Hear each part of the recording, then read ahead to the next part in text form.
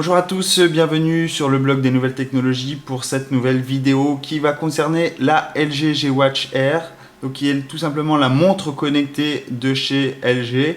Vous avez peut-être déjà vu le test sur la LG G Watch, donc qui est la montre, la première opus de la firme sud-coréenne. Mais là on passe à une nouvelle version qui est la version beaucoup plus jolie, j'ai envie de dire, puisque celle-ci arrive avec un cadran circulaire comme vous allez le voir tout à l'heure, et qui apporte, eh bien, en plus de son esthétique, vraiment un cache supplémentaire à cette, à cette montre et à cette plateforme Android Wear. Et donc le but de cette vidéo, c'est évidemment de vous montrer cette montre, son packaging, et également refaire un petit tour sur Android Wear, même si vous l'avez déjà vu, avec donc notamment la LG G Watch et également la Moto 360 qui est la montre circulaire de Motorola, donc qui est un peu, qui est clairement la concurrente de cette G Watch Air. Donc ici on a un packaging qui est très sobre mais très classe en fait, j'ai envie de dire, puisqu'on est sur une boîte noire avec LG G Watch Air d'inscrit ici en brillant argenté. On a également le mention de la plateforme Android Wear juste en dessous. Sur l'arrière de la tablette, de la montre et de la boîte, on va retrouver ici toutes les caractéristiques de cette montre connectée, notamment le fait qu'elle embarque un processeur Snapdragon, qu'elle a un écran circulaire de 1,3 pouces, un processeur de 1,2 GHz, une batterie de 410 mAh, un capteur de fréquence cardiaque, un baromètre, également un capteur sur 9 racks, une fonction vocale OK Google et une résistance à l'eau et à la poussière grâce à la norme IP67. Donc ici on a la mention évidemment sur cette G Watch Air et voilà un peu ce packaging. Ce packaging est aussi classe également dans son ouverture puisqu'il suffit ici de glisser et on se retrouve nez à nez avec notre montre. Je trouve que LG a fait un excellent travail, alors même si c'est pas grand chose puisqu'ici on a un petit aimant, vous voyez, la boîte se referme automatiquement. Donc je trouve que LG a porté un soin tout particulier à ce packaging et même si c'est pas grand chose, je dois dire que celle-ci en jette. Et on a l'impression qu'on se retrouve non pas avec une montre connectée toute moche, etc., mais vraiment avec une montre de qualité, digne d'une montre haut de gamme que vous voyez ici. Et bien tout ça c'est apporté notamment par ce packaging qui est quand même très très chouette. Donc ici on retrouve notre montre connectée, voilà, qui est incrustée ici. Hop.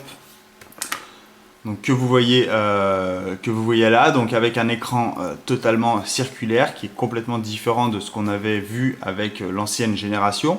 Donc j'y reviendrai juste après, on va laisser de côté. Ensuite, dans ce packaging, on va retrouver le support pour recharger notre montre. Donc c'est un support différent de ce qu'on avait vu avec la Moto 360 qui est compatible avec la technologie QI, donc qui permet de recharger en sans fil la montre. Ici vous avez un petit connecteur et des petites têtes qui vont se connecter en fait à l'arrière de la montre que vous avez ici. Alors, je vais vous montrer tout de suite. Voilà. Donc à l'arrière de la montre, ici vous avez les mêmes connecteurs et il suffit de glisser la montre dessus. Automatiquement celle-ci vient se clipser par un système un peu aimanté et votre montre va pouvoir être rechargée sans aucun problème. Vous allez pour ça trouver ici un port micro USB, donc qui va vous permettre d'alimenter le dock et pour que votre montre puisse être rechargée. Évidemment, vous avez ici le cordon USB, micro USB, donc qui va permettre de se connecter à votre dock. Vous allez pouvoir l'utiliser également pour autre chose, puisque tous les smartphones utilisent du micro USB et de l'USB. Et enfin ici, on a la prise secteur, donc qui va vous permettre, ici d'avoir le port USB. Et enfin ici la prise murale, donc qui va vous permettre de connecter ce cordon et ce dock à votre prise murale pour recharger cette montre.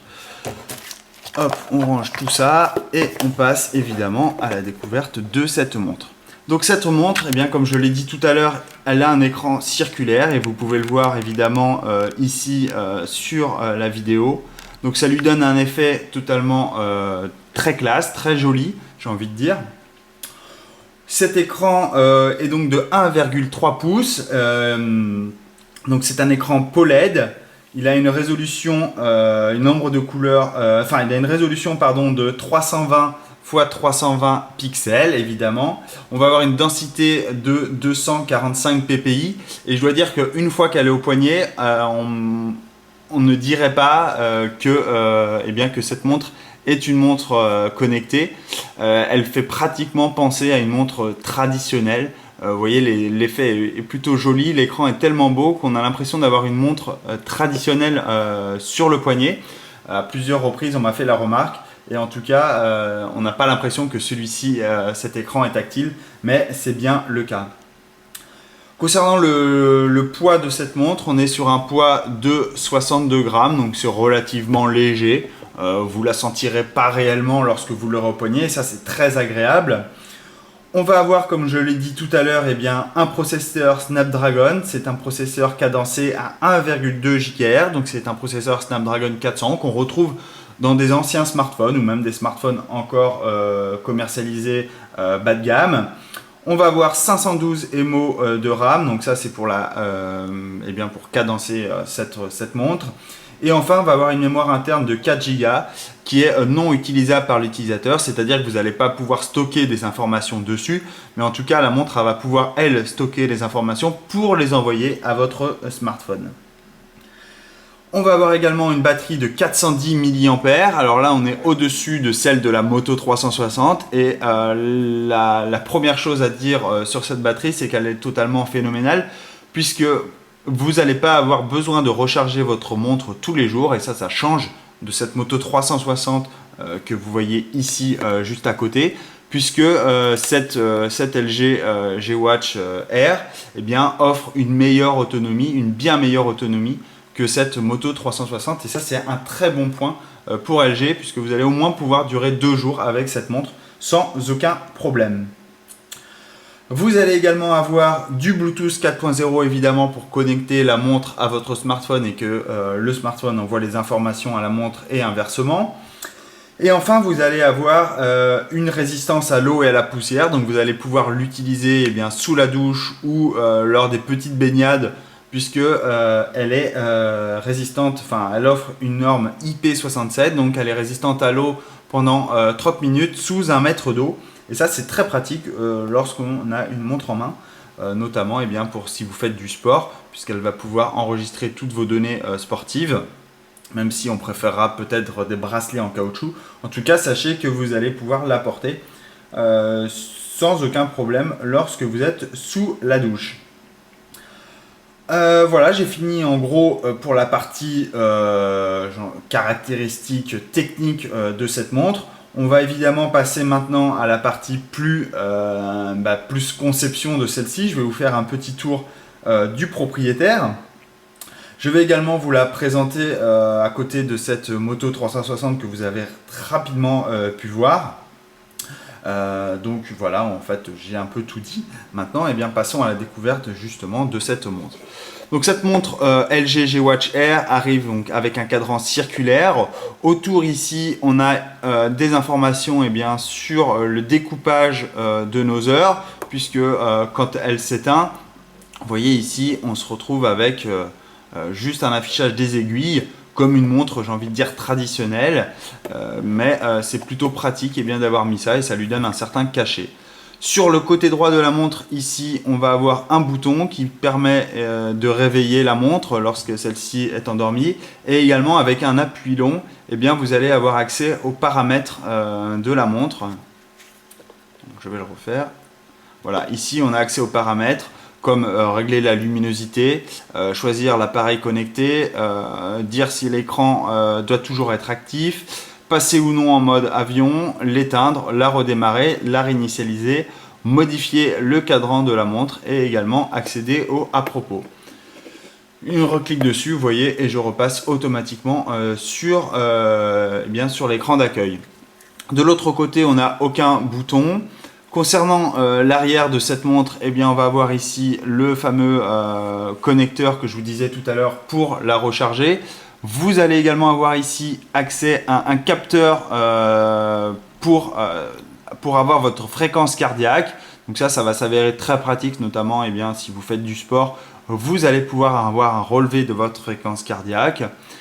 On a également un bracelet ici du plus bel effet puisque celui-ci est en cuir. Donc on a une partie noire et en dessous une partie beige. Donc c'est très chouette, ça lui donne un certain cachet à cette montre.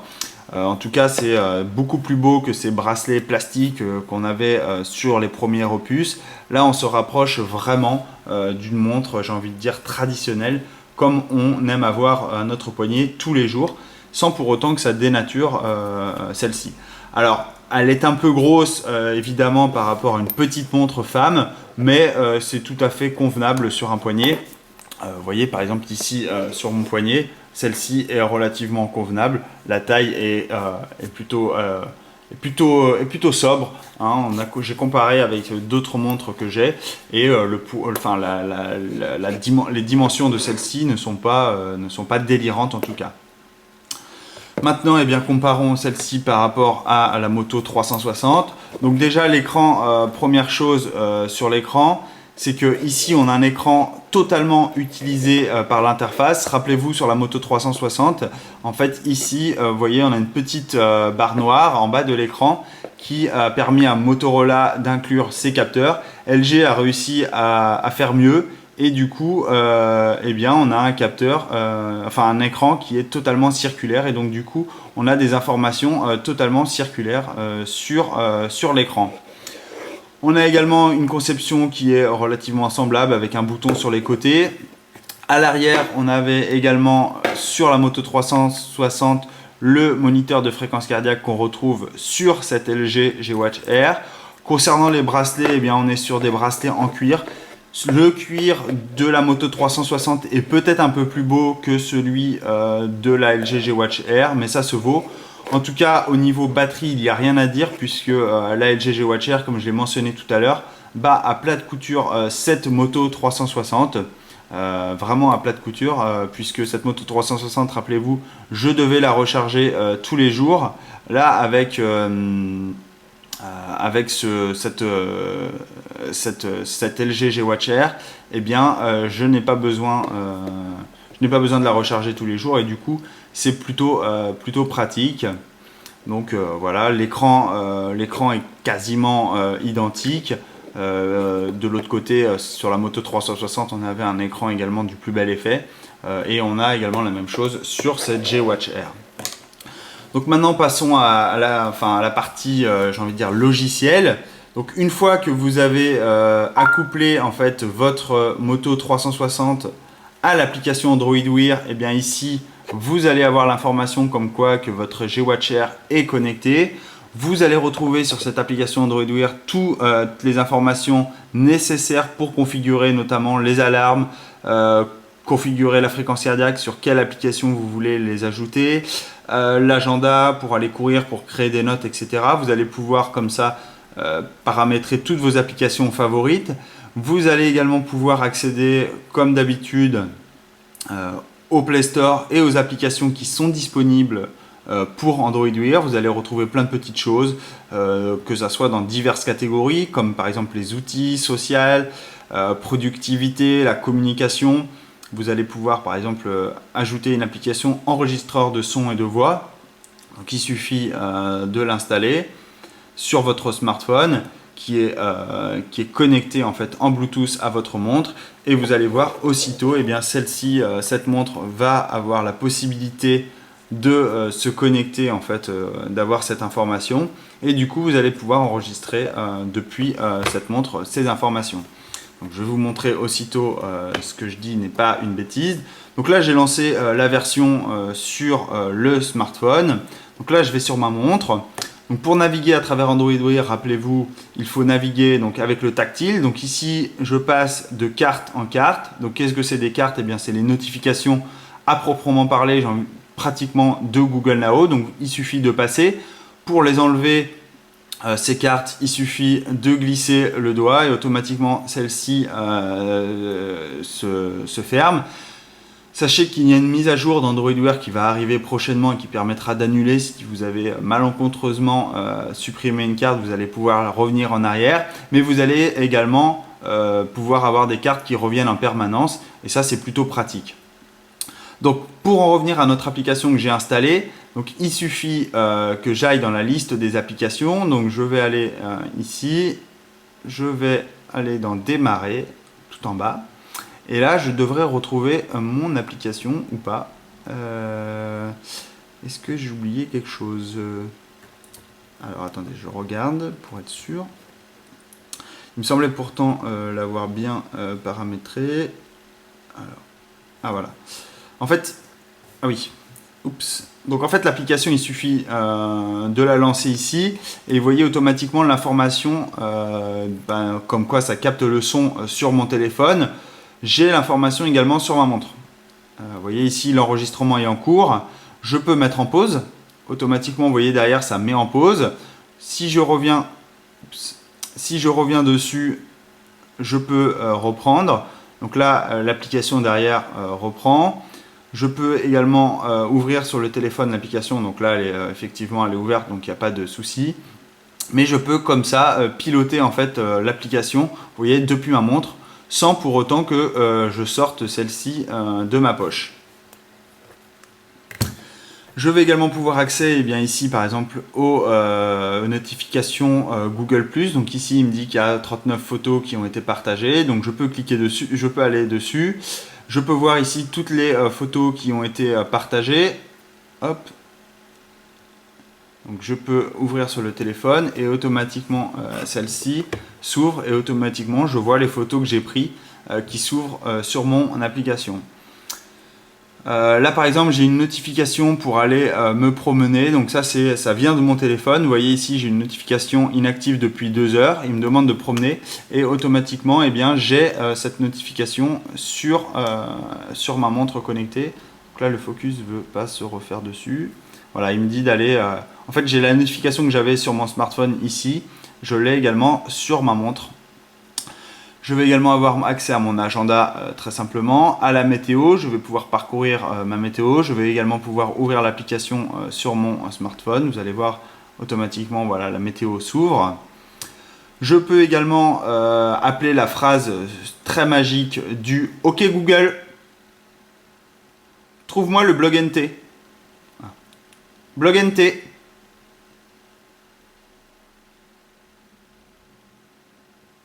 On va refaire. OK Google. Blog des nouvelles technologies.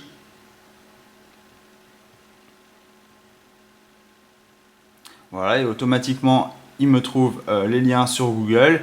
Et à l'arrière, vous voyez ici, normalement, le site web devrait s'ouvrir. Ah oui. Alors là, c'est parce que j'ai pas de... Normalement, ça fonctionne tout de suite. C'est juste parce que là, j'avais pas d'application automatiquement lancée. Donc, on va le refaire. Vous voyez ici, j'ai les résultats. Donc, je vais dessus sur ma montre, je clique et automatiquement, voilà, l'application s'ouvre avec les résultats que j'ai faits. Vous allez également pouvoir interagir avec celle-ci pour lui demander plusieurs choses. Par exemple, OK Google, quelle est la météo à La Rochelle ? Donc là, il vous affiche automatiquement la météo à La Rochelle. OK Google, quelle est la météo à Paris ?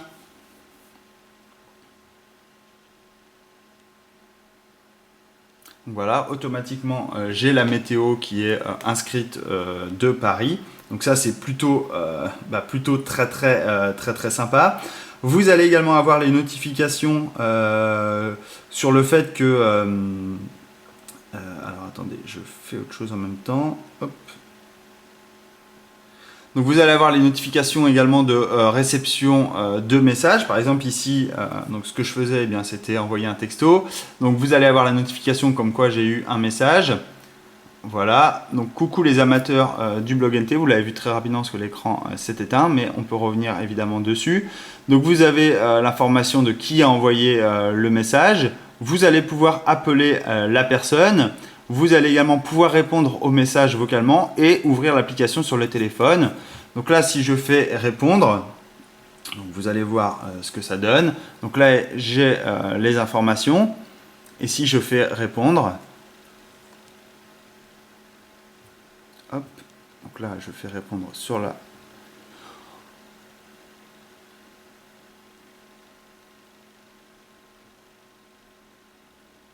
Donc là je vais pouvoir par exemple appeler plutôt. Alors, qu'est-ce qui bloque? Ah, c'est que le téléphone il s'est mis en veille. Donc là automatiquement l'appel est fait et je vais recevoir ici, vous voyez, un appel de cette montre. Donc tout ça j'ai piloté de ma montre. Je peux évidemment raccrocher comme bon me semble. Si maintenant je reçois un appel, je vais également donc pouvoir recevoir un appel et automatiquement je vais l'avoir sur ma montre et je vais pouvoir décrocher ou raccrocher instantanément. Logiquement, si tout se passe bien. Donc là l'appel est en train de se faire. Ah, je tombe sur la messagerie, c'est un peu embêtant. On va refaire.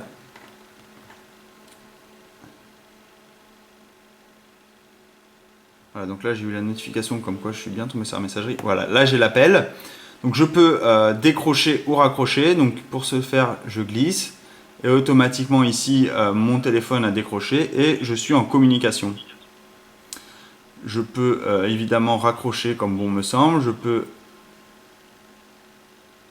Je peux interagir également avec la montre. Là ici, vous voyez, j'ai lancé l'application et un message. Donc j'ai les informations de message. Je peux également interagir avec cette montre d'une autre façon. Je peux changer le cadran de la montre. Il suffit que je laisse mon doigt dessus et je peux passer à travers les différents cadrans. Donc si ça me chante, je peux passer à un autre mode de montre. Je peux passer par exemple à cette montre très colorée. J'ai également les informations en glissant mon doigt de pourcentage de la batterie. J'ai également la date et je peux activer ou non le vibreur pour recevoir ou non les notifications comme j'en ai envie. Ensuite, qu'est-ce que je peux faire d'autre avec cette montre? Eh bien, je peux dire « Ok Google, prendre un rendez-vous... on va dire autre chose, on va dire, allez, me rappeler de courir à 7 heures. Ok, on va lui dire ça. Ok Google, me rappeler de courir à 7 heures. Donc là, automatiquement, ça va créer un rappel. Ça va enregistrer un rappel sur le téléphone et j'aurai automatiquement ce rappel aujourd'hui à 19 h d'aller courir. Alors oui, mon téléphone est éteint, donc c'est un peu embêtant. Mais en tout cas, sachez que le rappel s'en ira. Je peux également... non, c'est pas ça. Ok Google, créer une note.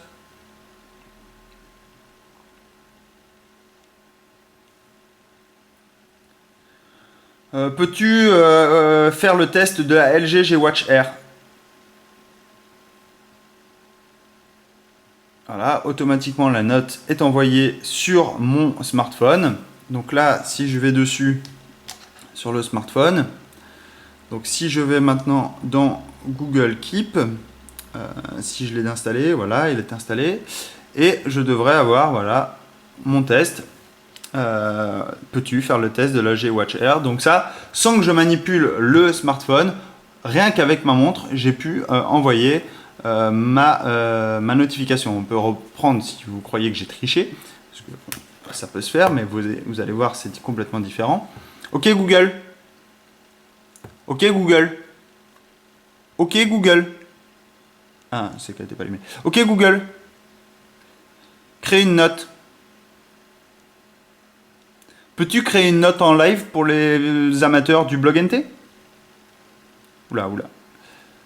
Il a mis n'importe quoi, mais c'est pas grave. Le but n'étant pas de vous montrer, voilà, automatiquement, ma note que je viens de créer, donc qui est complètement bizarroïde, en tout cas, est bien envoyée sur mon smartphone instantanément. Et ça, c'est également très très très pratique. Voilà pour les découvertes de cette montre. Ce qui est également intéressant que je vais vous montrer tout de suite, c'est la navigation. Donc on va lui faire naviguer. Alors je ne me rappelle plus du mot-clé, on va regarder ça tout de suite. C'est naviguer vers, je crois, mais je suis plus sûr. Itinéraire vers... non. Si ça va être itinéraire vers Paris, je pense qu'on va... Allez, on va lui dire ça. Hop. Ok Google, itinéraire vers Paris.